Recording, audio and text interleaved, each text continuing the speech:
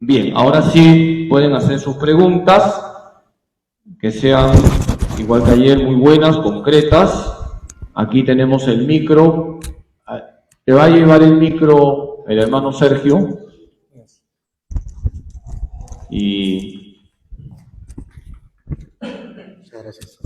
Gracias. Sí. Padre, buenas noches. Quiero hacerle una pregunta sobre la muerte de Jesús. Ya. ¿Por qué se dice puntualmente que con la muerte de Jesús nos purificó del pecado y nos hizo libre del pecado? Me gustaría saber eso porque en algún momento leí que algo tiene que ver con con la tradición judía, en la que dice que el Cordero de Dios limpiaba los pecados cada cierto tiempo mediante un sacrificio, ¿no?, que hacía un sacerdote. Entonces, esa es mi pregunta, puntualmente, ¿por qué con la muerte de Jesús nos libera del pecado? Ya. Gracias.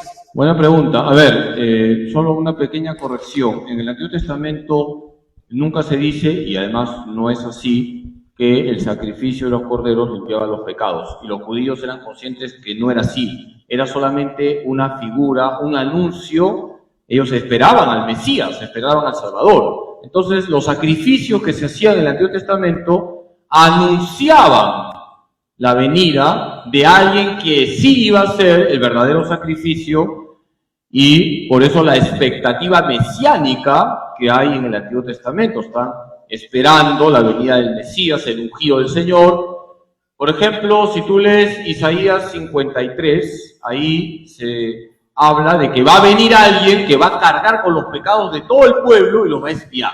Es lo que se llama la venida del siervo de Yahvé, que va a expiar por los pecados de los hombres. Entonces, eso por un lado, ¿no? Los anuncios del Antiguo Testamento están anunciando al Cordero con mayúsculas que quita el pecado del mundo, que es Cristo. ¿Y por qué Jesús es quien ha realizado la purificación de los pecados? Porque dado que Jesús es verdadero hombre, aquí en su naturaleza humana, Él ha asumido nuestros pecados sin ser el pecador. Al unirse la naturaleza divina a la humana, se ha realizado la reconciliación de los hombres con Dios en Cristo. Por ser verdadero Dios, el sacrificio de Cristo tiene valor infinito. Y por ser verdadero hombre, asume Él nuestros pecados y miserias. Entonces, en Cristo se realiza la reconciliación. Como verdadero Dios, el sacrificio que hace tiene valor infinito. Y por eso es agradable al Padre, porque el Padre es Dios y el Hijo es Dios. Y como es hombre, Él asume, se solidariza con nosotros, carga sobre sí nuestros pecados, dice San Pablo, que se hace pecado para purificarnos con su sangre preciosa. ¿Ya? Acá, Evelyn. Padre, dos preguntas. La primera, ¿se sabe de qué tribu era la Virgen María? ¿De qué, perdón? ¿De qué tribu era la Virgen María? Uno. Y dos, es si el Sheol tiene algo que ver con lo que ahora conocemos como purgatorio. Bueno, empiezo por lo segundo, ¿no? Digamos que el Sheol sería una especie de purgatorio para los justos del Antiguo Testamento, porque no entraban al cielo todavía, pero estaban ahí esperando, purificándose. Es como una especie de purgatorio. Para poder responder tu pregunta, uso la palabra purgatorio, ¿no? No es el purgatorio estrictamente hablando, pero sí era una especie de purgatorio porque no había todavía entrada al cielo, ¿no? Pero a partir de Jesucristo ya no se habla del Sheol, ¿no? A partir de Jesucristo tenemos el cielo, el purgatorio y el infierno, ¿no? En el Sheol, en el Antiguo Testamento, se hablaba de que los justos estaban esperando salir y los condenados estaban en el fondo, en lo más profundo del Sheol, ¿no? Entonces, esa era la visión que había en el Antiguo Testamento sobre la situación de los difuntos. Ya con Jesús podemos hablar del cielo, el purgatorio y del infierno. Con relación a la Virgen María, bueno, sabemos que su prima era Santa Isabel, y por lo tanto era de la tribu de Judá, ¿no? Entonces sabemos la tribu a la que pertenecía María Santísima, ¿no? Otra pregunta. Acá, y después para acá. ¿Qué tal? Sí, Padre, ¿cómo está? sí, Buenas noches. Bueno, una consulta. Una de las maneras como uno se refiere a Jesucristo es el verbo, ¿no es cierto? sí, Y se menciona siempre el verbo vinculado con la palabra, sí. ¿no? Pero el verbo también es la acción. En este caso concreto, no tanto es la acción, sino la palabra en realidad más original es dabar, en hebreo. Dabar es palabra. Dabar, hebreo, logos, griego, verbum, latín, verbo, castellano. Entonces, verbo aquí no tiene que ver con la acción, sino con la palabra. El dabar en el Antiguo Testamento es la palabra de Yahvé, dabar Yahvé, la palabra, que tiene dinamismo, tiene fuerza, pero no tanto se refiere a la acción, ¿ya? Ahora, el Espíritu Santo se conecta con el amor, el Hijo con la palabra creadora, y el Espíritu Santo con el amor. Son también ahí dos puntos importantes. Ya vamos a hablar del Espíritu Santo mañana, y ahí hablaremos del amor relacionado con el Espíritu Santo, ¿ya? Pero para responderte, el verbo, cuando se aplica a Jesús, no se refiere tanto a la acción, sino a la palabra. De hecho, verbum en latín es palabra, ¿ya? Verbum Dei, palabra de Dios. Sí, la teóloga Rosana. Padre, buenas noches. Sí, por favor, que nos pueda aclarar. Usted nos ha mencionado que cuando Jesús murió, bajó al Sheol, a los Su infiernos, alma. al Sheol, a los infiernos, ¿no es Sí. cierto? Y ahí se llevó a los justos del Antiguo Testamento al cielo. ¿Sí? Sí. Ok. Y cuando Jesús resucitó y María Magdalena lo vio, Jesús le dijo a María Magdalena: no me toques porque todavía no he subido al Padre. La referencia entre estos dos hechos, por favor. Sí, la expresión de Jesús es: no me toques porque aún no he subido al Padre, subo a mi Padre y a vuestro Padre, subo a mi Dios y a vuestro Dios. Jesús está señalando ahí que está faltando el último acontecimiento de la Pascua. Es una forma de hablar que tiene Jesús para decir que, aunque ya ha resucitado y está glorioso y supera el espacio y el tiempo, falta un último acontecimiento de su Pascua, que es la entrada definitiva ya en la Trinidad. Eso es lo que está refiriéndose Jesús, ¿no? No me toques que aún no subió al Padre. Está faltando el último acontecimiento y a partir de ahí ya no me verán más.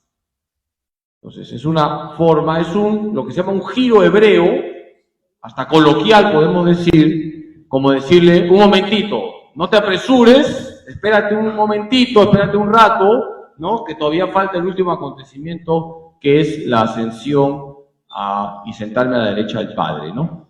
Dice los Hechos de los Apóstoles que durante 40 días Jesús estuvo apareciéndose luego de su resurrección, ¿no? Ya había resucitado, ya estaba glorioso, pero faltaba ese último acontecimiento de la Pascua. A eso se refiere Jesús cuando le dice a María Magdalena: no me toques que aún no he subido al Padre, ¿no?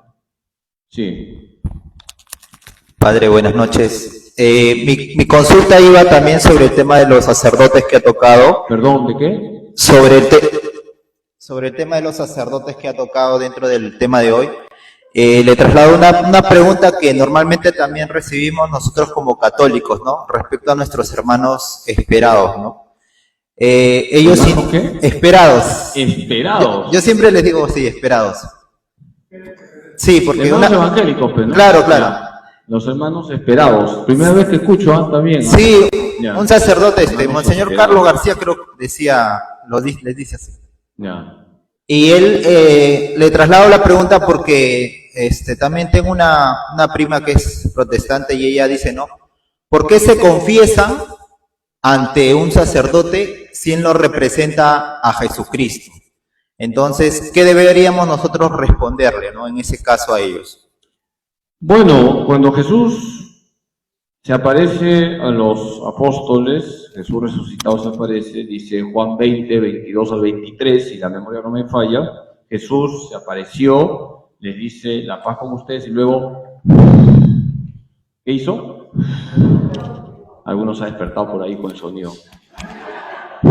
Sopló sobre ellos y les dio el Espíritu Santo y le dice, reciban el Espíritu Santo, a quienes perdonen los pecados les quedan perdonados, a quien se los retengan les quedan retenidos. Entonces aquí tenemos un texto explícito de que Jesús unge a su ministro con el Espíritu Santo para que perdonen los pecados en su nombre. Así que está en la Sagrada Escritura.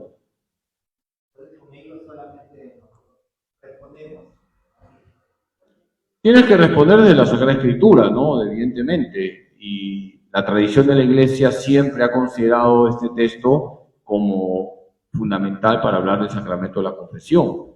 Y por eso, ya desde sus inicios, la Iglesia ha celebrado el sacramento de la confesión, como ha celebrado el sacramento de la Eucaristía, que le llamaba la fracción del pan.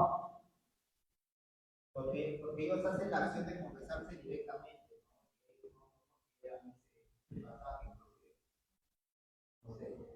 Claro, volvemos al tema, ¿no? Si hay divergencias con los textos bíblicos, nunca vamos a ponernos de acuerdo. Entonces, todo el tema está en cómo se interpreta la Sagrada Escritura. Si ellos la interpretan de otra manera, no van a reconocer en ese texto un pasaje fundamental para hablar de la confesión.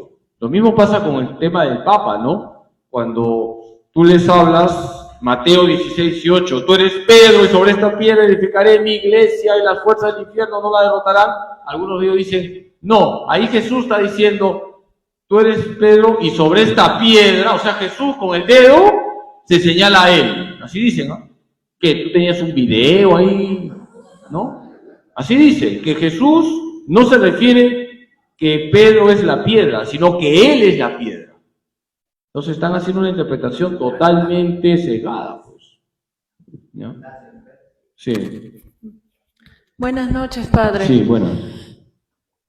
¿Qué diferencias hay entre el Jesús que muestran en el Corán versus el Jesús que muestran en la Biblia? Bueno, la diferencia es abismal porque el Jesús que aparece en la Escritura es el Jesús verdadero, pleno. En el otro hay referencias de Jesús y mostrado solo como un profeta. Esa es la gran diferencia. En el Corán hay palabras bonitas sobre la Virgen María, hay que reconocerlo, sí hay palabras bonitas sobre la Virgen María, escuchen en el Corán, pero como la madre de un profeta, Jesús. Pero como ya les he dicho, Jesús no es un profeta, es el profeta. Y más aún, más que un profeta, es Dios, la misma verdad. Esa es la diferencia. Entonces, ahí tenemos, pues, evidentemente, una gran diferencia en la percepción que tienen los musulmanes sobre Jesús con la nuestra. Porque para ellos, Mahoma está por encima de Jesús. Para nosotros no, de ninguna manera, porque Jesús es Dios hecho hombre, es el Emmanuel. ¿Te das cuenta? Sí, a ver, acá Rosa, sí. Padre, había mencionado que para conocer a Jesús hay que leer el Evangelio o los Evangelios en comunión con la Iglesia. Hay distintas formas de conocer a Jesús. ¿Qué significa esto en comunión con la Iglesia? No puedo yo orar y leer las Escrituras y entender y tratar de conocer a Jesús. ¿Cómo se podría entender esto? Ya, buena pregunta. Cuando he dicho leer los evangelios en comunión con la Iglesia, no estamos diciendo que no puedas tú llevar los textos sagrados a la oración de forma personal, hacer tu lección divina, por ejemplo. Lo que estamos diciendo es que cuando nosotros empezamos nuestro caminar de fe, recibimos una catequesis, ¿no es cierto? Entonces la Iglesia nos enseña el credo, nos enseña los sacramentos, los mandamientos, nos enseña la oración cristiana y ya nos da las herramientas, nos da los instrumentos para poder nosotros entrar en los textos sagrados. Eso significa leer los evangelios y leer la Biblia en comunión con la Iglesia, es decir, yo necesito tener ya en mi cabeza lo que cree la iglesia. Y cuando yo, por ejemplo, aprendo el credo, ahí aprendo que Jesucristo es el Hijo del Padre, ¿no? Que Jesús nació de Santa María Virgen, María Virgen. O sea, sí leo los evangelios. Yo no leo los evangelios para dudar de la virginidad de María, sino la iglesia ya me dice, María es virgen, y así tienes que leer los evangelios. ¿De acuerdo? Entonces es la iglesia la que ya te da las herramientas, te da el vocabulario, te da los criterios para que luego tú, de forma personal, con tu estilo, con tu sensibilidad, leas los textos sagrados, pero siempre con esos criterios que te da la iglesia. ¿Ya? Sí, aquí, a ver, don Rómulo, sí. Y luego el teólogo Javier. Padre, quisiera que nos aclare un poquito la posición de Jesucristo en cuanto a los judíos. Se dice que Jesús fue judío. Es judío. Es Bueno, judío, sí, claro. es judío, perdón, disculpe. De madre judía. Es judío porque está presente. ¿Y cómo es la religión en Israel? Porque hay muchos que van a sus mezquitas, todo, pero ¿cómo es exactamente? Escuché la vez pasada que los judíos todavía están esperando al profeta que llegue, algo por el estilo, y no me quedó muy claro la vez pasada. Si me podría aclarar, por favor. Muy bien. Buena pregunta. A ver, Jesús es judío, de raza judía, y los judíos no lo reconocieron y hasta ahora no lo reconocen como el Mesías, como el ungido, como el Salvador. Entonces, para los judíos, Jesús fue un profeta que, como todos los profetas, muere por decir la verdad, muere por ser testigo de Dios, pero los judíos no reconocen que Jesús es Dios hecho hombre, no reconocen que Jesús es el Salvador, no reconocen que es el Redentor de toda la humanidad. Entonces ellos siguen esperando al Mesías, lo siguen esperando. Para el judaísmo todavía el Mesías no ha venido. Entonces están en lo que se llama una expectación mesiánica. Así están los judíos, en expectación mesiánica. Nosotros no. Nosotros decimos ya Jesús hizo lo que tenía que hacer, murió, resucitó, ya hizo lo más importante, ya el Señor ha venido y el Señor va a venir. Y todos los días viene en la Eucaristía. Esa es la diferencia, que nosotros no estamos en expectación mesiánica. Nosotros creemos que ya llegó Jesús, el Mesías, y que volverá gloriosamente para consumar la historia. Sí, Javier, sí. ¿Qué relación hay entre Jesucristo y las virtudes cardinales o virtudes humanas, prudencia, justicia, fortaleza y templanza? Ya, buena pregunta. Te has adelantado a la parte moral, hermano. Ya, en la moral vamos a ver un poquito eso. Bueno, hemos dicho que Jesús es el justo que muere por nosotros los injustos. Entonces, aquí tenemos ya el tema de la justicia, ¿no? Jesús cumple un acto de justicia porque le devuelve al Padre lo que nosotros le habíamos arrebatado, la gloria que le habíamos arrebatado por nuestros pecados. Jesús es el justo que hace justicia. Jesús nos enseña lo que es la prudencia. Más aún nos pide ser prudentes, sean mansos como palomas y prudentes como las serpientes, ¿no? Y Jesús aparece siempre con una gran prudencia. Si tú lees los evangelios, por ejemplo, Jesús dice, aún no conviene que vaya. No era conveniente que vaya, dice a Jerusalén. Aún no conviene que vaya. Esa es la prudencia, saber ubicarse. La prudencia da lo que se llama la ubicaína, ¿no? Nos sabemos ubicar. Y Jesús se sabía ubicar perfectamente, ¿no? No conviene que vaya porque no conviene que un profeta muera fuera de Jerusalén. Y no fue. Jesús nos enseña lo que es la templanza. La templanza tiene que ver con la sobriedad. Los pájaros tienen nidos, los zorros madrigueras, el Hijo del Hombre no tiene dónde reclinar la cabeza. Entonces Jesús nos enseña lo que es la sobriedad. Jesús no estaba aferrado a las cosas materiales. Jesús nos enseña a usar correctamente las cosas. Y Jesús es modelo de fortaleza. Miren todo lo que sufrió el Señor en la flagelación, la crucifixión. Es el varón de dolores, así se le llama. ¿Le suena esto? El varón de dolores, que está en Isaías capítulo 53, modelo de fortaleza. Entonces, las virtudes cardinales las encontramos en la perfección en Jesucristo. Decía Santo Tomás de Aquino que en Jesús está el modelo de todas las virtudes, ¿ya? Todas las virtudes las encontramos en plenitud en Jesucristo.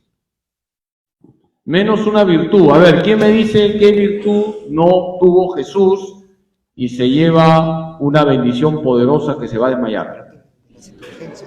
¿Jesús tenía fe, sí o no? ¿Seguro? ¿Cómo va a tener fe si es Dios? A ver, ¿Jesús tenía fe? No, Jesús no tenía fe, sí tenía esperanza y caridad, mucha caridad, modelo de caridad, caridad al infinito. Pero Jesús no tenía fe. ¿Mm? Ya, pero eso no es fe, eso es oración, hija. Es diálogo con el Padre, ¿no? No, porque Jesús es Dios. ¿Y qué es la fe? ¿No? Entonces, esa es otra cosa, pues, hija, la certeza, la esperanza, pero la fe, estrictamente hablando, no se aplica a Jesús, ¿no? Sí. Sí. Buenas noches, padre. Sí. Tengo dos preguntas. En el libro del Evangelio de San Lucas, cuando Jesús es crucificado, el templo judío se raja, pero dice que también, si no me equivoco, se rasgó. Sí, se rompió, no se cayó. Si no me Se equivoco, rasgó. dice que también El velo algunos se rasgó en dos. dice que también algunos muertos resucitaron. Sí. ¿Qué pasa con ellos? Al resucitar, ¿fueron al cielo o quedaron viviendo en la tierra? Esa es una pregunta. La otra pregunta es, ¿qué papel tienen Moisés y Elías en el Apocalipsis? ¿Son los testigos que anuncian la parucía? Ya, a ver, has hecho varias preguntitas, ¿no? Sí, un combo.